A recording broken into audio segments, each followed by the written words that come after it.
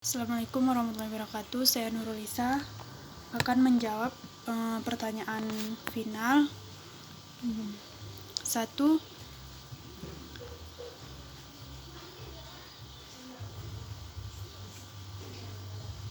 Sebutkan hak dan kewajiban suami kepada istri dan sebaliknya menurut fikih, dan sebutkan dalil tentang hak dan kewajiban suami istri.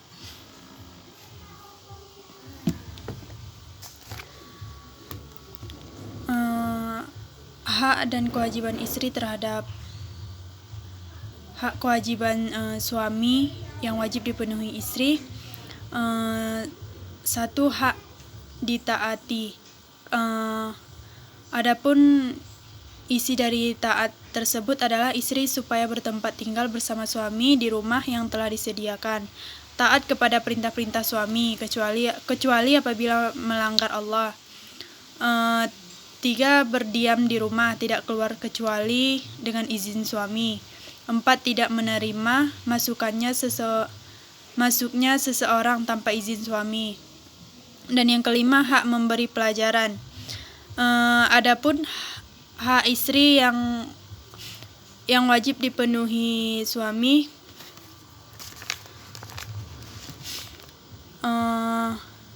hak-hak berupa materi, yaitu mahar atau mas kawin dan nafkah, dan hak-hak yang bukan kebendaan, seperti sikap menghargai, menghormati, dan perlakuan baik, serta meningkatkan taraf hidupnya dalam bidang agama, akhlak, dan ilmu pengetahuan. Yang kedua, melindungi dan menjaga nama baik istri. Dan ketiga, memenuhi kebutuhan kodrat biologis istri. Yang kedua, soal kedua, bentuk nusyud, dalil hak kewajiban suami istri, sebagaimana sabda Rasulullah SAW, yang artinya, bila seorang suami mengajak istrinya ke tempat tidur, kemudian istrinya enggan memenuhi ajakannya sehingga marah kepadanya, maka sepanjang malam istri akan dilaknat oleh malaikat sampai subuh. Hadis riwayat Bukhari. Untuk soal yang kedua, bentuk nusyud. Nusyud istri kepada suami artinya kedurhakaan yang dilakukan oleh istri terhadap suaminya. Hal ini bisa terjadi dalam rumah tangga, bentuk pelanggaran perintah, penyelewengan, dan hal-hal yang mengganggu keharmonisan. Nusyud suami kepada istri terjadi apabila suami tidak melaksanakan kewajibannya terhadap istrinya, baik meninggalkan kewajiban yang bersifat materi atau meninggalkan kewajiban bersifat non-materi, atau menggauli istrinya dengan baik. Adapun dalam firman Allah, Quran Surah An-Nisa ayat 34, Bismillahirrahmanirrahim. Ar-rijalu qawwamuna 'alan nisa'i bima fadallallahu ba'dahum 'ala ba'zin wa bima anfaqu min malihim. Fassalihatu qanitatun hafidhatun lil ghaibi bima hafidallah.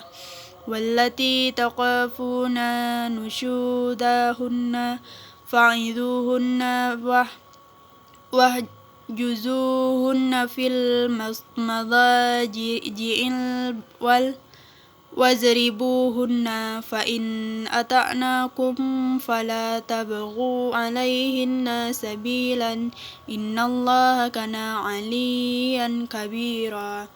Artinya, kaum laki-laki itu adalah pemimpin bagi kaum wanita, oleh karena Allah telah melebihkan sebagian mereka laki-laki atas sebagian yang lain wanita, dan karena mereka laki-laki telah menafkahkan sebagian dari harta mereka. Sebab itu, wanita yang soleh ialah yang taat kepada Allah lagi memelihara dirinya ketika suaminya tidak ada, oleh karena Allah dan telah memelihara mereka. Wanita-wanita yang kamu khawatirkan nusyudnya, maka nasihatilah mereka dan pisahkanlah mereka di tempat tidur mereka, dan pukullah mereka Kemudian jika mereka mentaatimu, maka janganlah kamu mencari-cari jalan untuk menyusahkannya. Sesungguhnya Allah Maha Tinggi lagi Maha Besar. Quran Surah An-Nisa ayat 34.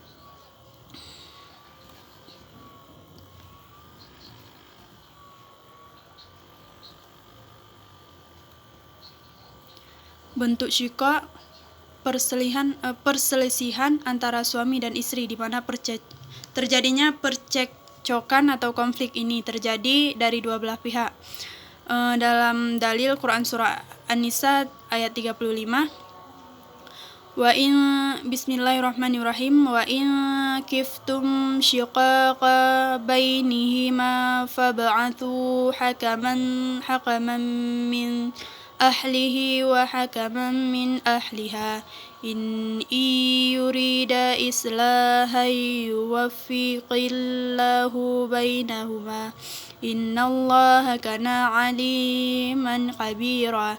Artinya, dan jika kamu khawatir terhadap persengketaan antara keduanya, maka kirimlah seorang juru damai dari keluarga laki-laki dan seorang juru damai dari keluarga perempuan.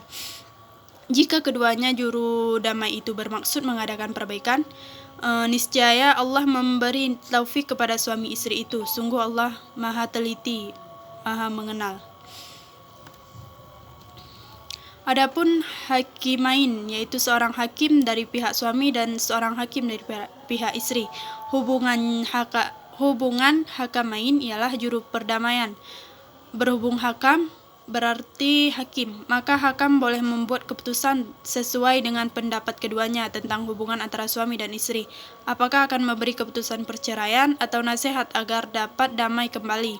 Namun, dalam perkara syikak ini, apabila kedua hakim tidak dapat memberi keputusan, maka masalah tersebut diserahkan kepada pengadilan agama. Soal yang ketiga, sebutkan macam-macam talak dan cara rujuknya menurut fikih. Macam-macam talak, satu, ditinjau dari waktu. Melakukan talak dibagi menjadi dua, talak sunni dan talak bid'i. Yang kedua, talak ditinjau dari jelas tidaknya ucapan. Talak dibagi menjadi dua, talak sarih dan talak kinayah. Ketiga, talak ditinjau dari kemungkinan rujuk atau tidak terdapat dua, talak raj'i dan talak bada'in. Dan yang terakhir, talak ditinjau dari cara menyampaikan talak. Ada 4, talak dengan ucapan, talak dengan utusan, talak dengan tulisan, talak dengan isyarat. Adapun cara rujuk menurut fikih, pertama baligh dan berakal, yang kedua lafaz rujuk, dan yang ketiga masa iddah. Bila istri sudah lewat masa iddahnya, maka tidak boleh lagi dirujuk. Dan yang keempat, dilakukan langsung oleh suami. Sang suami tidak diperbolehkan memberikan persyaratan dengan rujuk. Misalnya suami berkata, saya rujuk denganmu dengan syarat. Nah, rujuk yang demikian itu tidak diperbolehkan. Rujuk harus dilakukan secara langsung tanpa ada persyaratan yang dibuat oleh suami. Soal yang keempat, sebutkan dampak li'an, ila, dan zihar serta akibat hukumnya menurut fikih. Dampak li'an atau resiko jika suami menuduh istrinya berbuat zina dengan tidak mengemukakan sanksi, kemudian keduanya bersumpah atas tuduhan tersebut. Tuduhan itu dapat ditangkis oleh istri dengan jalan bersumpah pula bahwa apa yang dituduhnya oleh suami atas dirinya adalah dusta belaka. Akibat hukum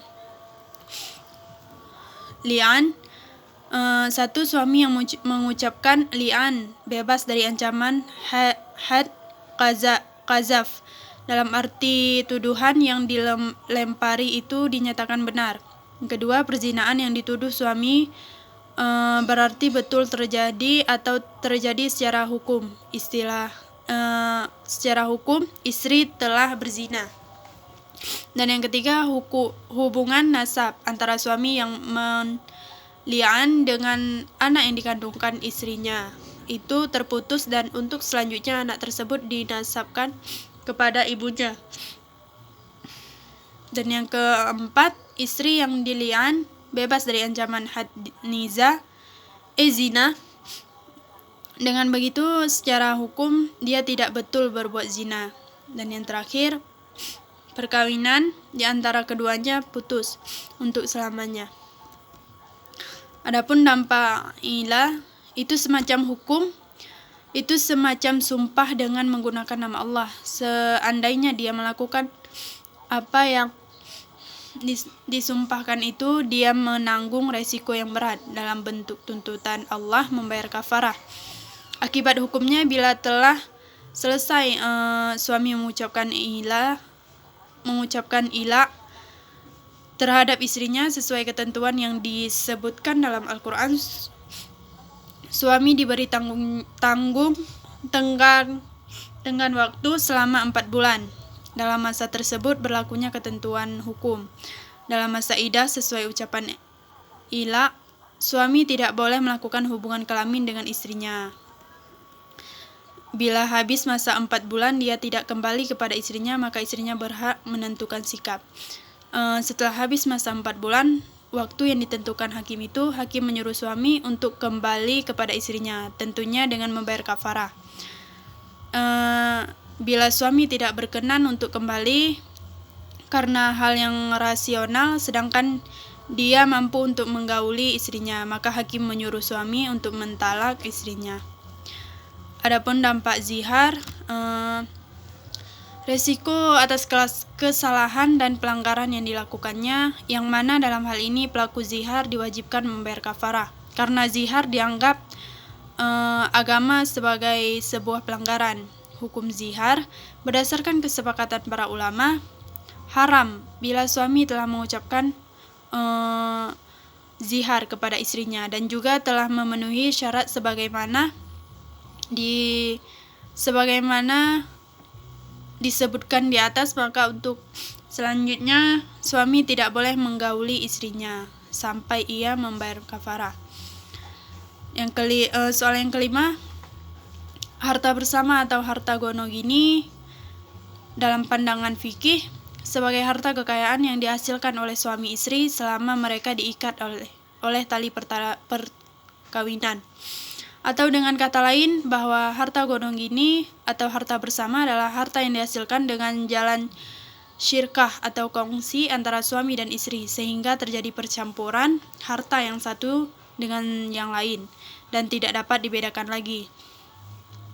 Ada harta hibah dan harta warisan yang diperoleh dari salah satu, baik dari suami maupun istri.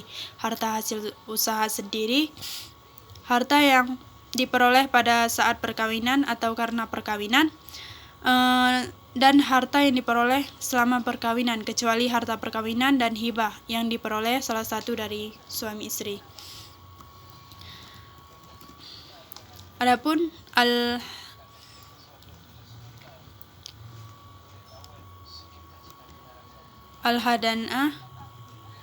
hadanah, menurut pandangan fikih, memelihara anak kecil laki-laki atau perempuan atau orang yang kurang akal yang tidak bias membedakan. Al-hadanah tidak berlaku pada orang dewasa yang sudah balik dan berakal. Ia boleh memilih tinggal dengan siapa saja dan kedua orang tuanya yang ia sukai. Bila mana seorang laki-laki, maka ia boleh tinggal sendiri karena tidak membutuhkan kedua orang tuanya. Akan tetapi syarak menyuruhnya berbakti dan berbuat baik kepada mereka. Jika seorang perempuan, ia tidak boleh tinggal sendiri dan tidak dipaksa karena melemahkan tabiat untuk menghindari kecemaran keluarganya. Sekian dari saya. Assalamualaikum warahmatullahi wabarakatuh.